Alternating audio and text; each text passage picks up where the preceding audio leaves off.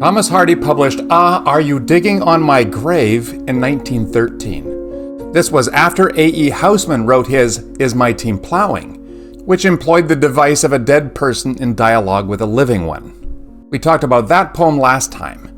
This poem does the same thing, but it's darker, and it has a more comic twist. You should know that Thomas Hardy is known for his pessimism and his darkly ironic, fatalistic even worldview. Let's break this poem down one stanza at a time. Are you digging on my grave, my loved one, planting rue? No, yesterday he went to wed, one of the brightest wealth has bred. It cannot hurt her now, he said, that I should not be true. The dead person has noticed that someone is digging on their grave, and they automatically assume that the digger is a loved one, is the loved one. That makes sense, right? Who is the first person that you'd expect at a graveside? A loved one planting rue. In this context, planting rue means showing sadness for the death of a loved one. It turns out it's not the former lover. The unknown second speaker informs the first speaker that he got married to somebody else yesterday, a rich girl, and he has moved on.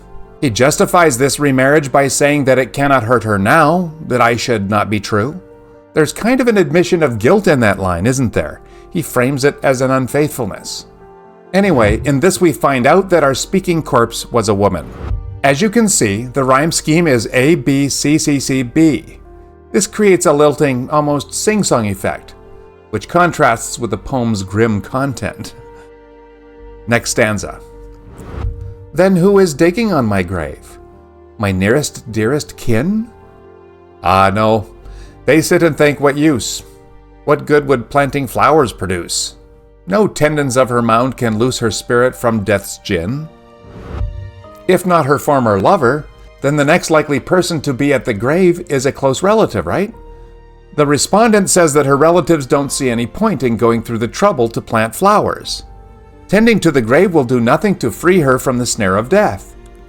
You will note here that death is personified. So the dead woman runs down the list to the next possibility.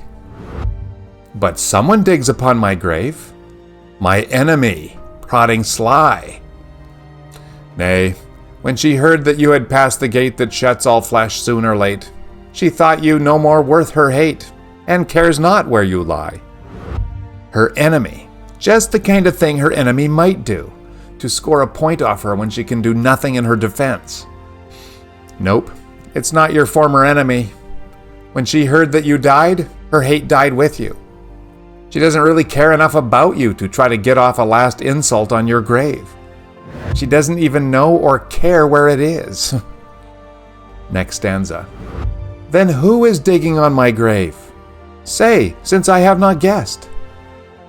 Oh, it is I, my mistress dear, your little dog, who still lives near. And much I hope my movements here have not disturbed your rest. The dead lady has gotten to the end of her list of possibilities, and now asks the digger who they are. It turns out it was her little dog. Obviously a polite and courteous little dog, and she is far from disappointed. Ah yes, you dig upon my grave. Why flashed it not to me? That one true heart was left behind. What feeling do we ever find to equal among humankind a dog's fidelity? Of course, she says, of course it's you. The faithfulness of a dog far exceeds that of any human being, be it lover or family member or enemy. The whole stanza is given over to this conversant corpse to express her jubilation at having been remembered by the little dog. And the dog has the entire final stanza in which to reply. Mistress, I dug upon your grave to bury a bone, in case I should be hungry near this spot, when passing on my daily trot. I am sorry, but I quite forgot it was your resting place. Oof. Yeah, I'm not here out of any kind and faithful devotion. I was just judiciously burying a bone in case I needed a snack later. I had totally forgotten that you were buried here. The main thing going on in this poem is irony.